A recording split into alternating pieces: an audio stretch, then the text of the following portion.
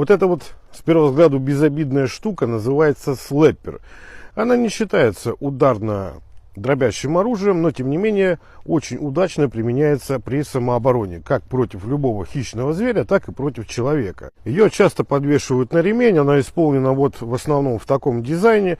Это кожаное основание, внутри которого забивают либо свинец, либо обыкновенные монеты. Я, бывает, в магазинах его применяю, вот так стоишь на кассе, какая-то очередь, там какой-то нарк, тут какой-то бык, тут какой-то немощь, мелочь считают, кто-то что-то по карманам не может найти. Ну, в общем, застряла вся очередь. Я так беру раз, прямо по тормозам.